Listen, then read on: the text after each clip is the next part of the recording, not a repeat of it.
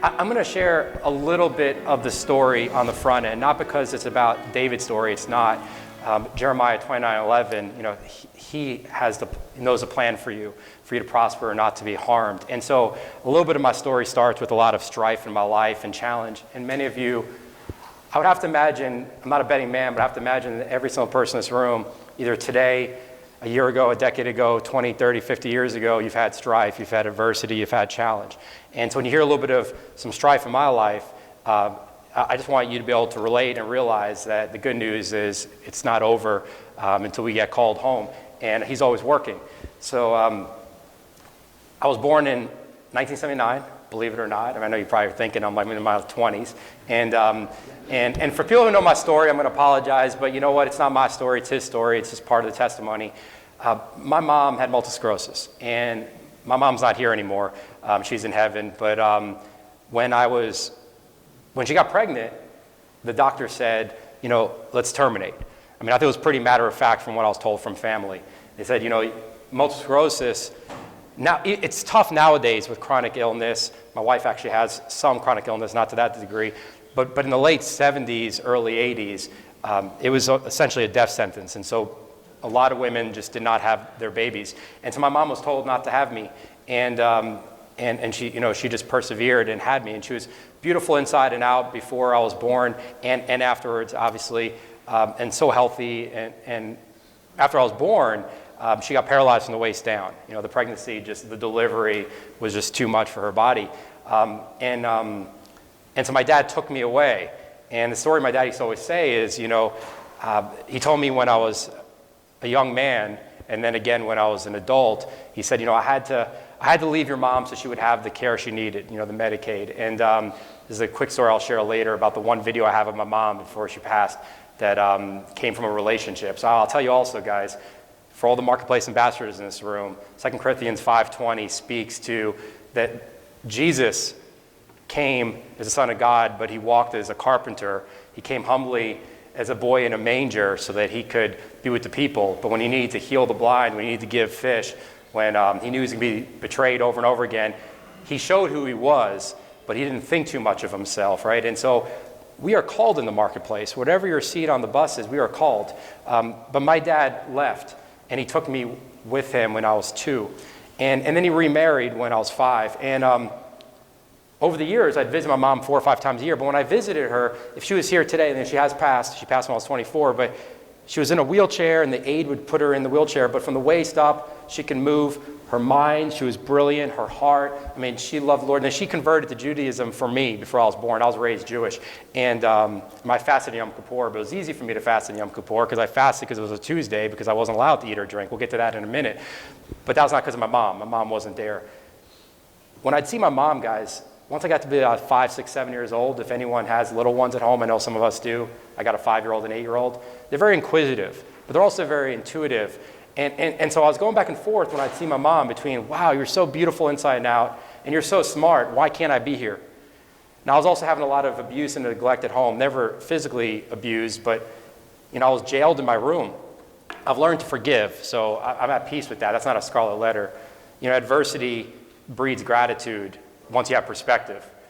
So some of the adversity I'm going to share with you right now that all of you are facing or have faced in your life, that in its season is difficult. And some people have gone away from God, and other people have taken their life, unfortunately. But I have to remind you that his work's not done.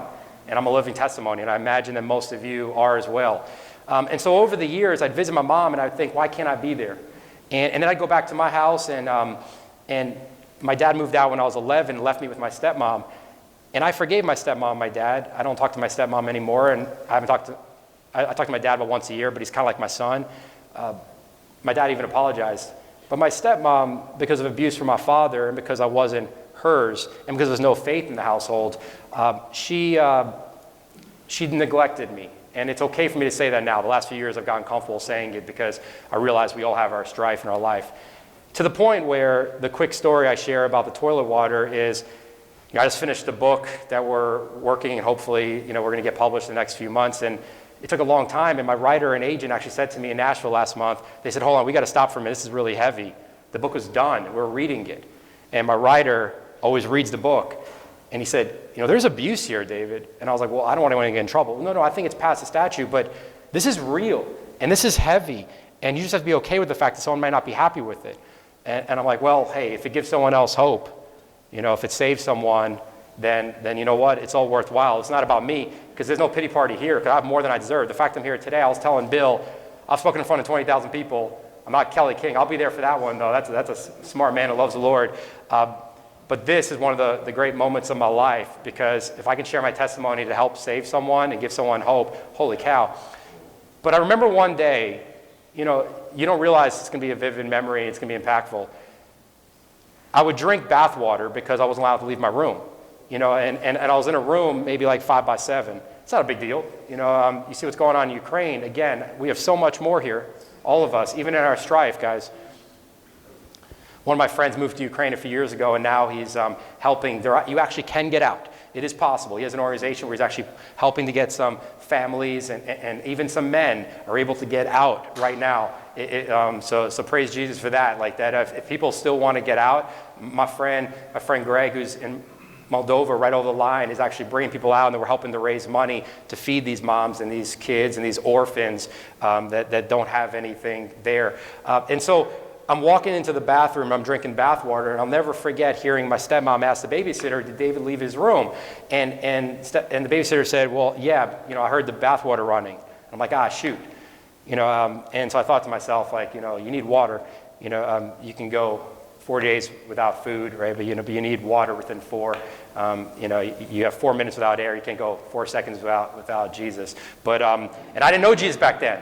I only got saved 12 years ago, guys. I'll tell you that story in a minute. So I'm drinking the bath water, and I hear this later that night. I'm thinking, shoot, I don't have a lot right now. I can't get screamed at again. I can't get scolded again. I can't have anything else taken away from me. I used to draw a lot and write, and I can't have my pen and paper taken away from me. I can't have the last, my sister, 7 years younger, she was a baby, and I was 8 when she was born, and we became friends, and I just loved her so much, and I still do. But she couldn't cross the line. She had the whole house. I had my room. And so I'm thinking to myself that night, shoot, I can't leave the room anymore, but I need water. And I'm thinking, okay, well, I only got in trouble, not because I drank the water, because they heard that I drank the water. And so I moved to the toilet. And it's not a big deal. I also, you see dog food in the basement. But again, it's not a pity party, because today I can go back to that if I need to. Because that adversity gave me the perspective that I don't need that filet mignon, guys. Like, we don't need every day to be perfect. When we wake up in the morning, we're like, why didn't I get that account? Why didn't I get that client? I can't believe my wife's not giving me the words of affirmation. I can't believe my husband isn't doing the acts of service that I deserve. I can't believe that I've got this debt. Guys, this side of the world, the CEO of this side of the world is a creature. Now he's a creature, but he's not, and he's evil, but he's not stupid. My house was broken into when I lived in South Park about 10 years ago. I live in Marvin now. I'll never forget, my friend and I were at the house, guys, after the police showed up. He came over to check on me. And I'll never forget what my friend said. My friend asked the police officer, hey, this is a nice neighborhood. I can't believe that the house was broken into. And the police officer, I'll never forget what he said. He said, well, guys, criminals might be bad people, but they're not stupid. And guys, the devil might be evil, but he's not stupid. But he's still only the creature. He's not the creator. So I go back to the toilet water. And I got 2 little boys. So like the other day, one of my sons was complaining that it was chopped sirloin and not filet mignon. And I just flipped the lid, guys. I was like, I looked at my wife and I was like, babe, I'm going to do it. I'm going to do it. She's like, don't do it. Don't do it. I was like, I'm going to do it. And I went and I took a can of dog food and I opened it. I was like, I'm going to do it. And I'm like, babe, I'm not being funny. Like, just, if they're not going to be traumatized, but maybe a little bit, because our kids, like, they have too much, I'm going to do it. And she's like, just don't. But see, the perspective, ramen noodles, like, since when is ramen noodles below us? We don't deserve anything, guys. Like, so I'm drinking this toilet water, but I'm just grateful. I'm grateful for the water, because, when you have adversity, it breeds gratitude because you have perspective. Perspective is when you have no water. There's so many countries where they don't have clean water. That toilet water is actually clean, guys. Dog food isn't nearly as bad as half the stuff you find at Harris Teeter in the grocery store right now. You open up, holy cow, there's a reason that the United States is like the least healthy country in the world. Everything's color this and red 40 this and like 500 grams of sugar that and carbs and trans fat. I know, Bill, this is not a dietitian conversation, but But the point is, you can drink toilet water, and God's still there for you. So anyway, I'm going through the years, guys, and I'm fasting on Yom Kippur, but my stepmom and sister are eating bacon, egg, and cheese sandwiches, and I'm drinking toilet water, and they're going out to dinner. And my friends are throwing eggs in my house on Halloween when we're trick-or-treating because it's not cool to be my friend. And so over the years, as I get older, I'm challenging my stepmom and my dad before he moved out, and when I would see my dad a few times a year, and when I would visit my mom, I would challenge, like, why can't I be here? You know, again, if she was here today, you're all sitting down, she was in a wheelchair, waist up. I mean, and now in perspective, when I look back, she always smiled, guys. She never complained. You know, her only child was taken away from her. Her health was taken away from her at 27 years old. She never complained. And so when I got to be 16, I grew up in New York City, by the way. I moved to Northern Virginia, actually Central Virginia. It felt like it was like farmland. I mean, it felt like Charlotte like 30 years ago. I went from New York City to Central Virginia, but I was able to get out. We moved there because my stepmom remarried. She met a guy online, and now for a couple of years, she's really nice to me.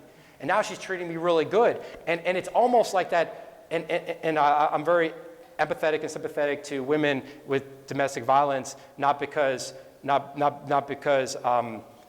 mom had that, but I love my mom so dearly, and I just care so much for women. I just feel like they're not treated with the love and respect in church like they should.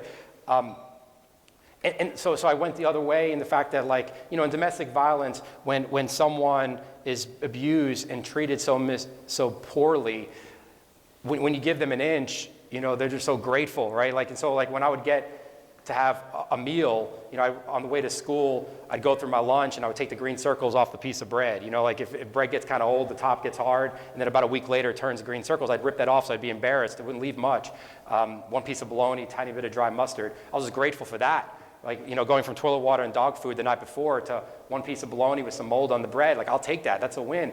And but it's still not right? And but it's because there's no faith in the household, you know. But I was able to forgive my stepmom. But as I got older and I moved to Virginia, I was like, now I hated God. I used to go back and forth, guys, as a child. I was thinking to myself, God, if you're a good God, like, why are you giving me, my mom, this life? Why'd you take me away from my mom? Why'd you take my mom's only child away from her?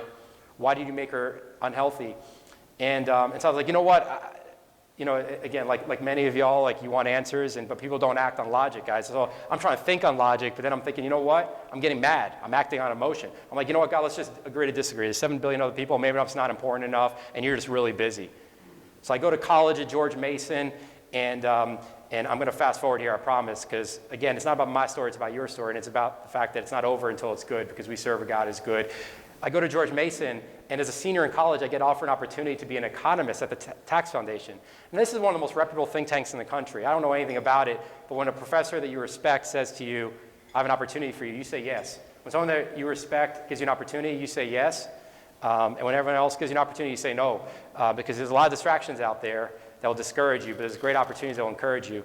So I said yes, and so now I'm working as an economist, and I always wanted to be a professional baseball player, but I wasn't fast enough or strong enough or coordinated enough, and I played some Little League, but then I didn't get to play when I got older because, you know, I couldn't really leave my room, to be honest. You know, when my stepmom was gone, I'd throw the ball to myself, and I was Joe Montana throwing to Jerry Rice, but I had no friends, so I did both sides myself. But I wasn't that mad at God that often. I was too busy wondering why I'm mad I can't be with my mom. And I'm a kid, so I'm like, you know, I feel bad for myself a little bit.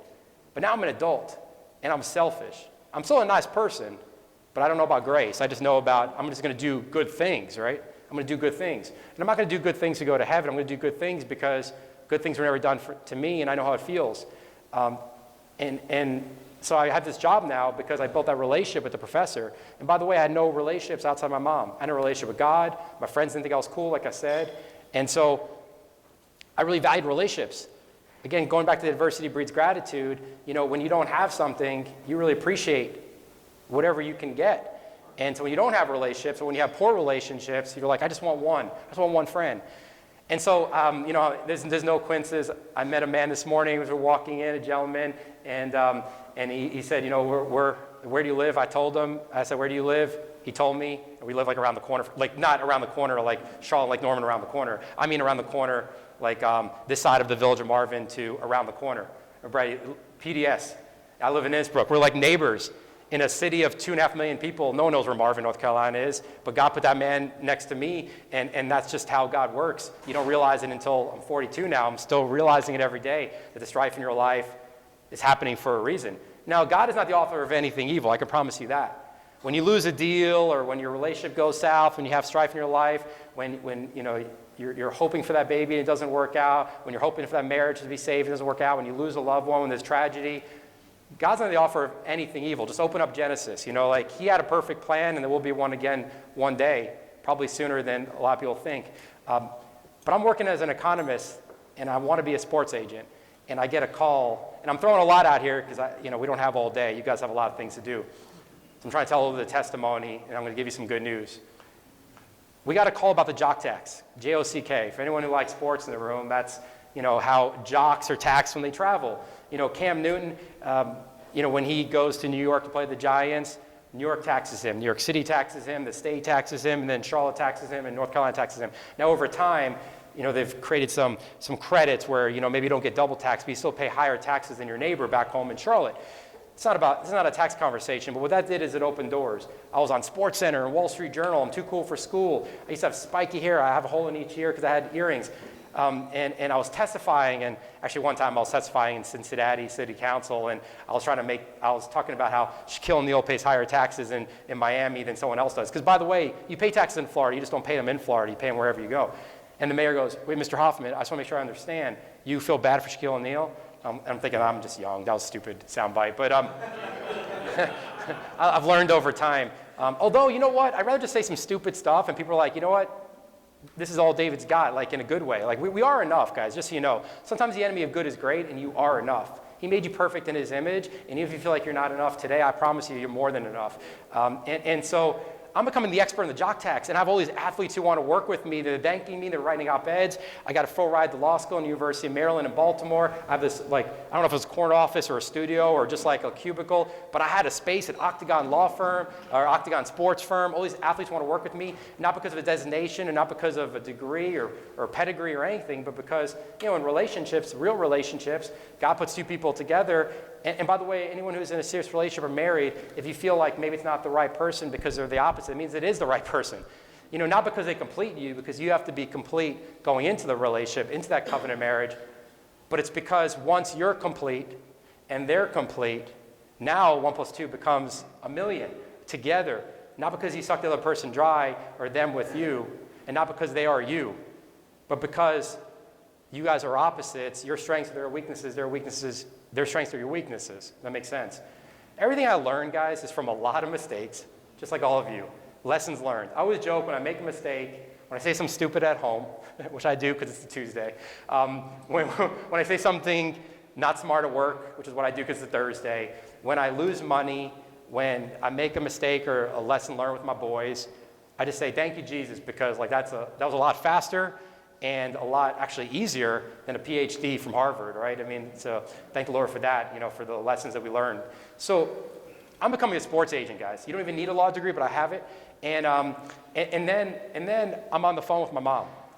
And I'm visiting my mom, but still not that often. But now I'm in my early 20s, guys. Now I have all the time in the world to visit my mom, but I'm selfish and I'm self-righteous, and it's all about me.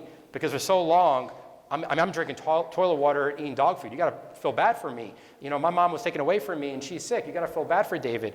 I'm dating too many girls, and I'm making it too much about money, and I'm making it all about me. And so I'm talking to my mom on the phone, and she's proud of me. Because you know what? For her, she just loves her son. Just like our father does. And so I'm talking to her on the phone, and she's like, David, she's in New York City, in Staten Island. And she had an apartment, guys. I'm in real estate now, so about 20 years ago when I started getting real estate, I realized this. I never realized this as a kid. We're so pigeonholed and tunnel vision into what's going on in our life and all the strife in our life and all the stress that we don't realize how beautiful the world is around us. My mom, in her wheelchair, with an aide living there full time, had this big window, this like large horizontal window with a panoramic view of the Statue of Liberty. She literally, I'm getting goosebumps thinking God was still working. And that Statue of Liberty, I believe, brought my mom hope and joy every day. Because when I talked to her, when I saw her, she was so happy. So I'm on the phone with my mom. This is late 2003 now. And And she's like, David, come visit. When can you come visit? It's the holidays coming up. Come visit. And I'm like, yeah, I'm going to come in the next few weeks, Mom, absolutely. And I'm planning on it. But it's still about me. So I'm like, okay, I love my mom, I do. But I probably love myself a little more because I deserve it, right? Because I deserve all the good in this world. And especially because I've kept score of all the stuff I didn't have. So I wasn't looking at all the blessings that I had. And so then I got a call from my stepmom. And she's like, hey, some people are trying to find you. And I'm like, why? She's like, well, your mom died today. I'm like, it was very flippant. We didn't really have much of a relationship. And I was like, wait, what? And I just hung up. I was like, okay. They were looking for me for life insurance. It was $8,000 life insurance. The funeral was going to cost $8,000. But fortunately, that's how I found out. Is that they were looking for me because I was the beneficiary. And so I drove to New York City. I left a message for my boss, sent an email. I drove to New York City. I went to the viewing, the funeral the next morning, open casket. And people say I cried for days. No. I cried for days, guys. I don't know if I cried for days because someone with dark brown hair, this is finite. Or if I cried for days from the one regret in my life. You guys can't have regret. I told my mom I was going to visit her. I don't have guilt, but I have regret. Because I don't have guilt because I know that was part of the plan because I was not a believer back then. But I told my mom I was going to visit her the next time I saw her. And I don't know if she knew how sick she was, and I don't know if she knew and she was hiding from me and wanted to protect me, or if she didn't know. But when I looked at my mom in that casket, and I'm not a believer, but I was like, okay, maybe God's just not a fan of mine, but God's a fan of my mom. I know that. So she's in heaven. I just couldn't stop crying, and the whole way home. And so a few months later, I'm supposed to speak at this big sports and entertainment law conference, and I promise I'm going to fast forward to the good news. And there's always big athletes there and agents, and I got a full ride to law school, and I'm becoming this big sports age. Everything's in front of me, guys. The whole world's in front of me, all my dreams, because it's all about me. And I'm going through my bills and getting ready to head to Baltimore from Virginia for this talk. And I came across, a card like this, and it was for an MS walk, and it was that afternoon. And, the same time as my talk. And for the first time in my life, I don't know if, I know now it was God, but then I thought it was just me, because of the regret. I said, I have to go do this. And my friends the next day were like, well, you picked the walk over the talk. So I sent an email to the dean of the law school, and when I turned down this conference, guys, and again, remember we talked about earlier, it was an amazing opportunity, but just not for me to be a sports agent. That was not part of his plan. Remember Jeremiah 29:11, Proverbs 3, 5, and 6. There's a reason there's so many popular scripture in the Bible about his plan for you. Because he had a plan for you. He knows every hair on your head. I don't have as many as I did last Tuesday, Bill, and one day I may not have any, but he knows about every one of them, and he knows who we were 9 months before I was born or any of you guys were born. And but I emailed the dean. I said, I can't come today. And later that day, I think I got an email back. And it wasn't that email you want to get back. If everyone's ever had a client who's mad or, for right reasons they're wrong, they weren't, he wasn't really happy with me. He's like, I knew this was too big of an opportunity for, a young kid, you're immature, blah, blah. But it's okay because that adversity, it's a part of his plan. That adversity gives you the gratitude. So through the perspective. So I do the walk. And I didn't realize I was there with God. I didn't realize that my mom was there, but I just felt like I had to do this because the last time I talked to my mom, I had no idea. Because when I saw her, she was perfectly fine to me. Now, she might have been dying inside and knew it and didn't want me to know. She might have been dying inside and she didn't know it, but she looked great from the waist up, and just I can't see all your legs. For my mom, she was in a wheelchair. Every time I came, the aide would always put her in the chair before I got there so I wouldn't see her in a wheelchair. So she looked great to me, and she was so joyful and brilliant and full of life. It's that first time I picked a walk over the talk. So the next day, my friend's like, what are you going to do now? And I was like, I don't know. The dean's not a fan. And I don't know. He maybe still liked me, but I was a 24-year-old kid. And so now I'm being stereotyped, so I'm done. Those relationships are over. Don't ever burn a bridge. But that one time I had to have regret, and the one time I had to unfortunately burn a bridge because that's what sent me to Charlotte. So my friends were like, well, Dave, you love people, and you love real estate. I didn't really know much about real estate, guys. This is 2004. Where I made $27,000 a year as an economist. You make 72? I do make 72. Stated loans, no doc loans, negative amortization. I bought a condo in Myrtle Beach because I saw an ad on TV. I always had this entrepreneurial spirit. I just wanted to, make something for myself or future family. And to my friends, well, you love real estate, you love people. Well, I love people because people started showing me their love. Like I never knew that outside of my mom, and I still didn't know God. And so they're like, well, you should get into real estate. So I looked at doing it in DC. But then like this was 2004, guys. Like prices were almost as high as they are today. It was shortly after 9/11. A couple years after 9/11. A couple years after COVID. Like things do repeat themselves. History does repeat itself. What's going on in Ukraine isn't the first time the dictators have come in and just taken over. I mean, when people lead with the world, guys, there's a lot of bad people out there, and all of us are broken, you know.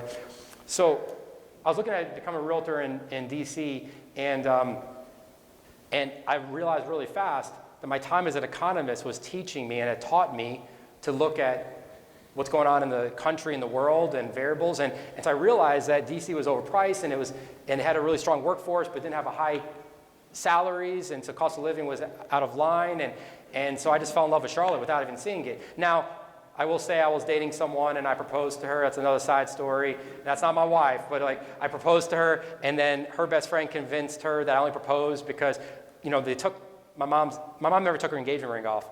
She got divorced in 1981 and never took it off. When they buried her in 2004, she still had it on. She was that faithful to the covenant of marriage. And so I have that to this day, but I gave it to this young lady, and her best friend convinced her that I wasn't really proposing. I just was heartbroken, which I probably was. But I followed her to Charlotte. And I followed her to Charlotte, and I said, I'm going to get into real estate. I found a home sight unseen before it was cool to buy home sight unseen, before it was cool to be virtual. In 2004, late 2004, so I moved here, and I just hit the ground running in real estate. And I don't know anyone, but I just thought to myself, if I can make one friend, I got a fighting chance. And so I'm going to fast forward. Well, the home that I ended up marrying that girl, I ended up getting divorced from that young lady because we didn't have faith structure. Going through the journey of going through the divorce, by the way, it was 2009. I was a real estate agent in 2009 who had lots of credit card debt and lots of people living in my house because I was living like, you know, the lights were never going to be shut off. And so early 2009, I'm thinking to myself, holy cow, so you took my mom, you took my wife, now you take my business.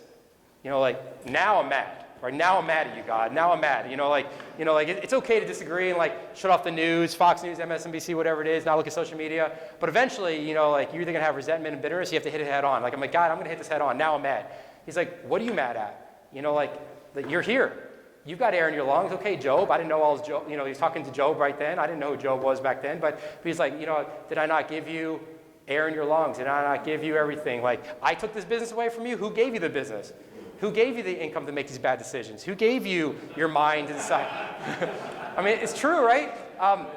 It's so funny how when you look back, you realize, and so he said, you know what? You've tried your way for almost 30 years. Why don't you give me a shot? And I was like, well, I have nothing to lose because I don't really have anything. He said, well, you have lots of relationships. You have a lot of people that care about you and believe in you. And so just serve. And so I just started serving, guys. And I met my wife, this is a total side note story, but I met my wife at Del Frisco's with Ric Flair on his 60th birthday. It was me and him. The limo driver was hitting on my wife. And so God is funny. I mean, like, I think God has humor. You know, hopefully we're all going to meet him one day. But that's not part of the story either. Well, it is part of the story. It's all part of the story. You don't know. And then Rick was my next door neighbor. He moves away. My ex-wife and I get divorced. She moves to another state. And oh, by the way, because I kept that amicable in that divorce, I was not unfaithful physically, but spiritually.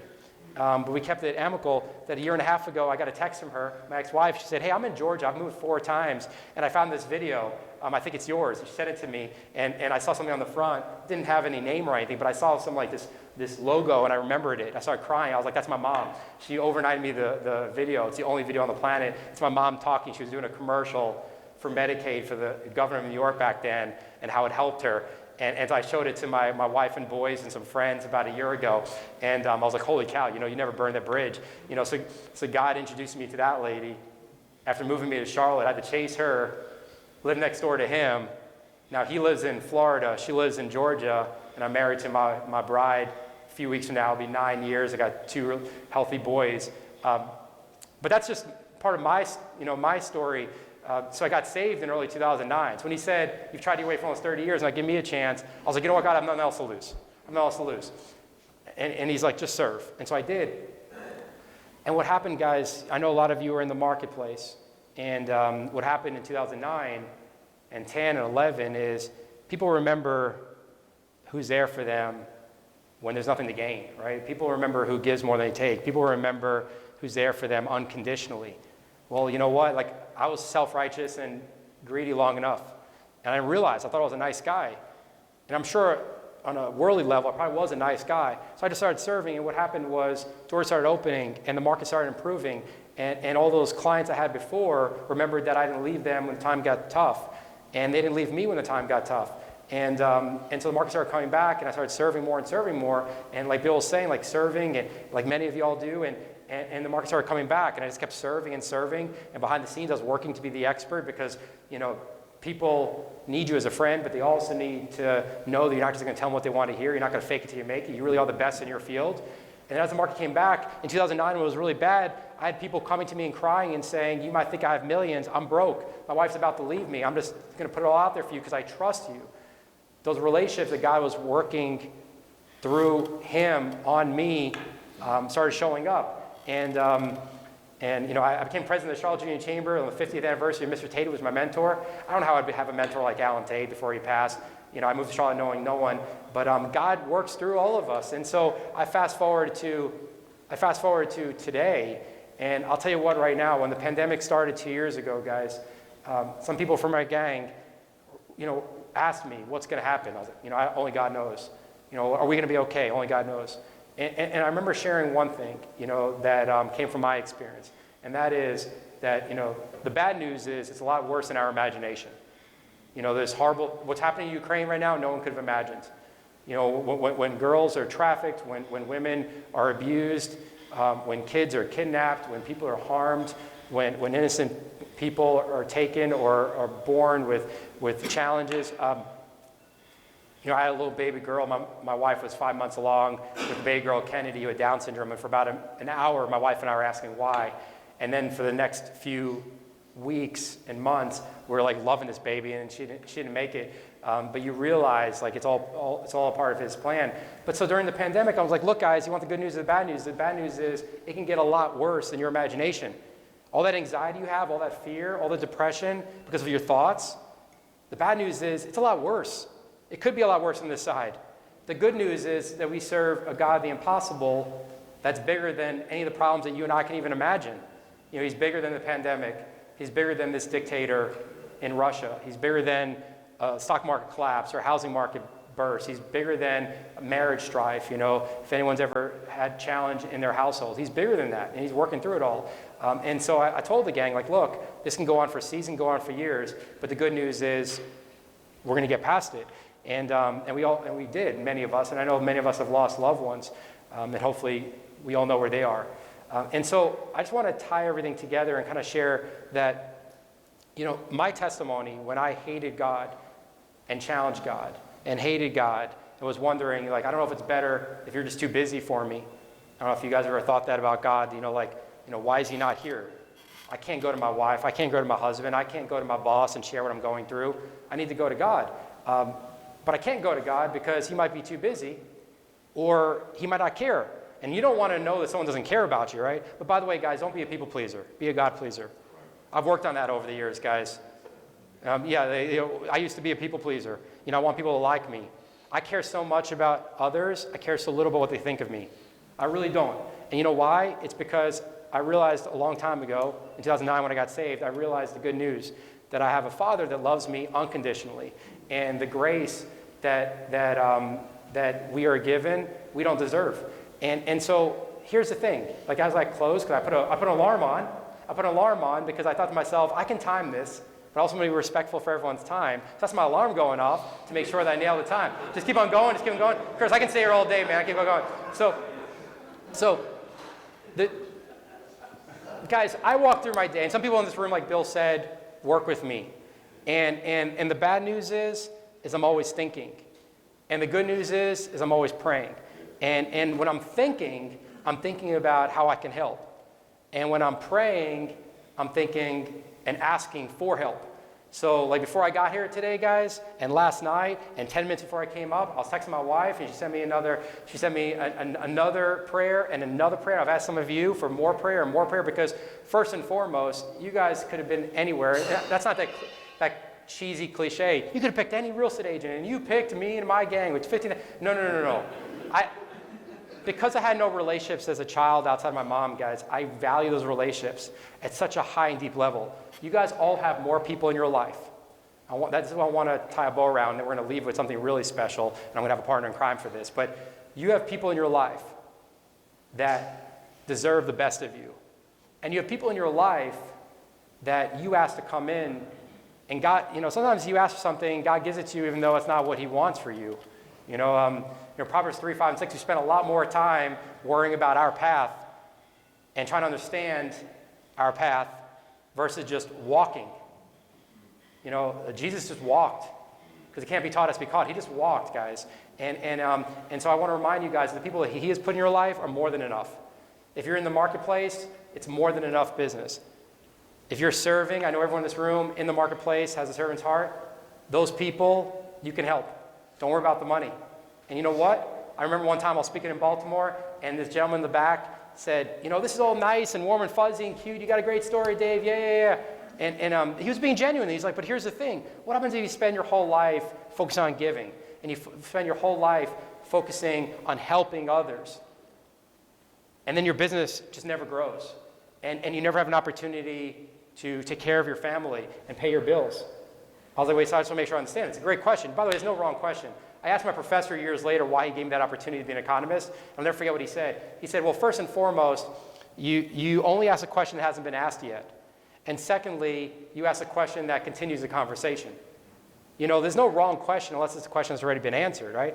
And so he asked me, what happens if you do all this stuff to you love God? I feel like those air quotes, guys. He was too far away, but I feel like those air quotes. He's like, you love God, and you tell me about Jesus, and you're a nice person, and that's all good and everything, but I got to pay my bills. I'm like, well, I serve one master. You can't have two. Anxiety is double-minded. Half here, half here. No.